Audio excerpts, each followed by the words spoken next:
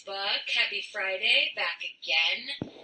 And this week we're going to be talking about something that I'm dealing with in terms of my business and my life, some fear that has come up in my body, and how I'm working with it. Because I think that a lot of the strategies I'm using are going to be really helpful and powerful to you. So say hello if you're here. Agnes, I see you're here. Hi. I miss you. Come back soon. And everybody else who's watching, comment below if you resonate with what I'm talking about, and if you have questions about your own fears and challenges. So let me start by telling you what happened last week that made me decide to make some pretty big changes in my business. There's two things. So the first one is that I have felt a calling for a long time, deep inside my heart. Hey, Michelle. Hey, Michael. Hey, Colby. So I felt a longing for a very long, for a while, in my heart, for a sense of community. Now, I have some great one-on-one relationships, many great one-on-one relationships, but it feels like they're all over the place and in many different directions, and sometimes that's wonderful and exactly what I need, and those relationships are all incredibly deep and profound and real and authentic.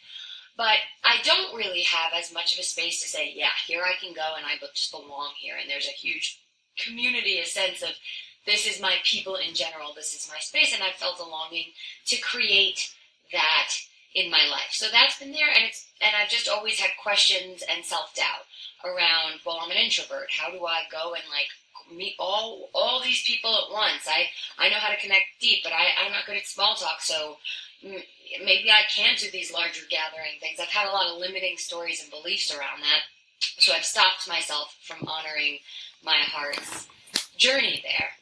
And so that's always been there. Now that's been growing inside of me, and I've been feeling that longing and not really sure how to act on it or what to do with it.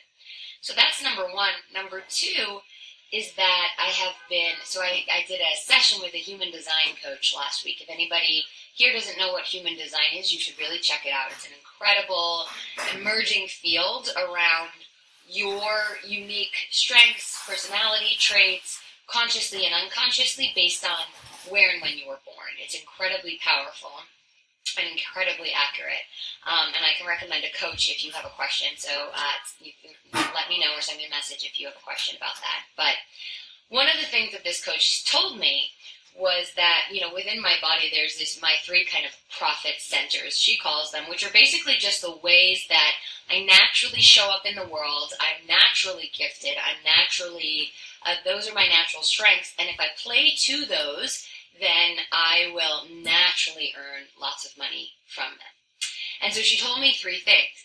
She told me, number one, crisis intervention, right? And that's check. I'm already doing that, right? I work with people who are really struggling in their lives, feel like they're at the brink of a crisis, and really help them move out of that. So check, I'm doing that. Then she mentioned number two is conflict resolution. Also, check. Do that all the time. I help bring together different cultures, different viewpoints from all over the world, different kinds of spirituality, all these kinds of things, and I help couples love each other better. So, check. But the third thing that she said is my most powerful gift and offering to the world is my spiritual guidance. And so she asked me, I see on your website you don't have really anything about spirituality or God or goddess or any of that kind of stuff. You don't have that at all. What is that? Do you even have a spiritual practice? Why am I seeing this? And so I responded immediately, yeah, I have hey guys, thanks for joining and thanks for commenting. Keep saying hello. I'm going to come and say hello to all of you personally when I'm done on my little rant here. But keep waving. I love it. So she asked me, do you do any any spiritual coaching or spiritual advisory work in any area of your life? And I basically said, no, I'm not. I don't really do a lot of spiritual coaching or any spiritual coaching. I don't really talk about goddess or any of that kind of stuff. And that's because even though spirituality for me is probably the number one support I have in life for my own kind of mental and physical well-being, my ability to trust myself, etc. And the moments where I feel most worthy, most connected, most a sense of belonging are when I'm deeply connected with my spiritual practice. But I have never shared my spiritual practice or spiritual guidance or any of that. I've always really stopped myself on that because I felt like, hey, Youssef, I've always felt like, who am I to be an ambassador of something divine? Just who am I? And my faith is very polyamorous, meaning I was raised Catholic, and I took with me from that journey some really beautiful things about Jesus' message and Christianity. However, I never identified with the Christian and Catholic traditions, in large part because I am not there, right? The female avatars in Christianity and Catholicism are, for the most part, not strong women. They are mothers, they are lovers, they are nurturers, but they are not leaders, and I'm a freaking leader. So I never identified fully with the teachings around women in the church. And so then I lived in India, and I had, Hinduism and Buddhism as my spiritual practice, or my learning around those different practices. And I've, have a lot of friends who practice Kabbalah, which comes from the Jewish tradition, or the Jewish mystical tradition. So I've incorporated all these different things and really just come to a deep felt sense of who is goddess in my life and what is spirit in my life. And I literally never share it with anyone. I don't coach around it. I don't give techniques about it, even though it means the world to me. And so this coach who was giving me this session was asking me, she was saying, why do you deprive people of the thing that actually helps you the most? Not to mention, by the way, your human design says that this is actually your profit center. You being true to the message of spirituality that you experience is actually where you'll make the most money, because that happens to be of greatest service to the world. And so I got off that call scared to death because I was like, oh shoot, who am I? Just who am I? I can understand, I can teach people about diet. I've changed my diet, easy. I can teach people about mindset. I changed my mindset, easy. I can teach people about all of these, all these practices of love and self-compassion, how to work with your thoughts and all this kind of stuff, because that feels in my wheelhouse, in my lived experience, in my body, mine. Who am I to represent spirit? So I felt scared, very scared. And then when I was meditating later that day, I had this insight come to me that said, hey, what if there was, what if you could create a group of women who came together to talk about spirituality, and in a really heart-centered way, in a really feminine way, that is aligned with you. And so I had this idea for this thing called the Heart Awakening Alliance. And so it hit these two needs that I've been having inside of me, right? One was the sense of community. One is the sense of bringing my spiritual practice into the world. And it just felt right, and it just felt good, and it also felt still scary, all the thoughts racing, who am I don't deserve this, I'm not good enough, what if I screw it up, these are my trusted clients and community and tribe, maybe they'll lose trust for me, what am I going to do? And so I almost didn't act on that impulse, but then I remembered that my heart can pretty much almost always be trusted. And so I really closed my eyes and I got into my body and I asked my heart how that felt. And I asked my heart if that was in alignment with what I was really seeking. And I asked my heart to help me trust. And I just did this. I sent out an email to people who I felt would be in alignment with that calling that I had for the Heart Awakening Alliance. And within a few days, I got the perfect group together to start this. And so I'm starting to do more of this much more feminine leadership, less of me coaching, teaching you, more of me bringing people together in order to have a sense of belonging to the larger spirit, to one another, and of course to themselves. And as I'm doing this, I feel still terrified because what if I screw it up? But I know there's a deeper sense within me that knows that this is in full alignment with my values, with my heart, and that it's in service to the world. So of course it's going to work out. And so it's not that I tell the brain to shut up.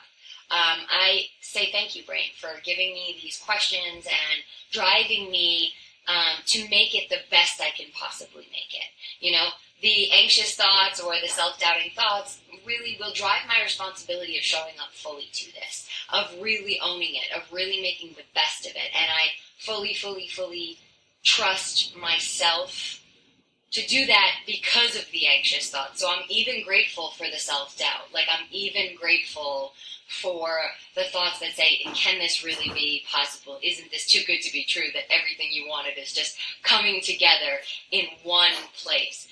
But, so I don't hate my brain. I say thank you for those fearful thoughts. You're going to motivate me to show up to this with the best of my effort and in my best self. But I know, because it's in service of my heart, my values, and of love in the larger world, that of course this was going to happen and this is happening, right? And so, by the way, you know, the interesting part of this is that I've had programs in the past that I've had to market the hell out of, meaning Facebook ads and Google ads and and like really recruit people to get into this, but not here.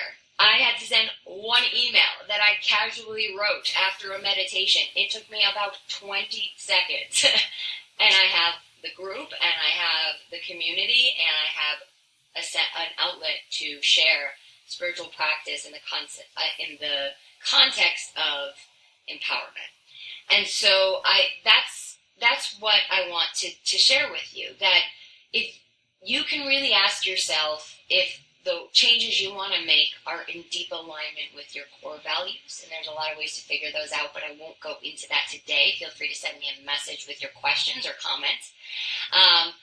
And is it in alignment with the greater good in the world? Meaning, will the world be at service? And that doesn't mean people have to be like happier or richer. It just means, will there be better vibes in the world if this is happening?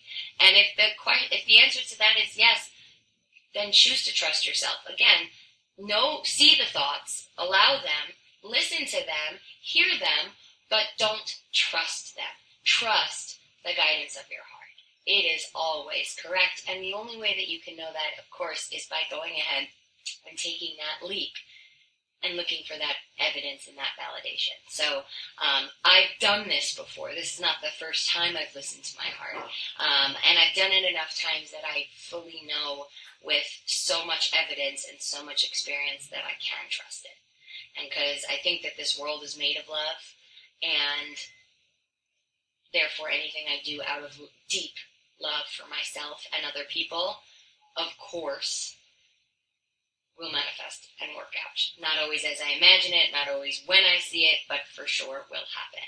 And I choose to trust, because I have a lot of evidence now that backs that up. And if you don't have a lot of evidence that backs that up, if you struggle to develop the faith in your heart, just lean on mine. I got so much for you here.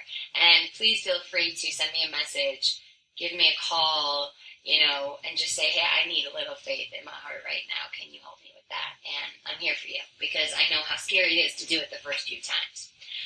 But yeah, so those are the changes that I'm starting to slowly make in my business. Bring in much more groups, bring in much more community, bring in a lot more spirit.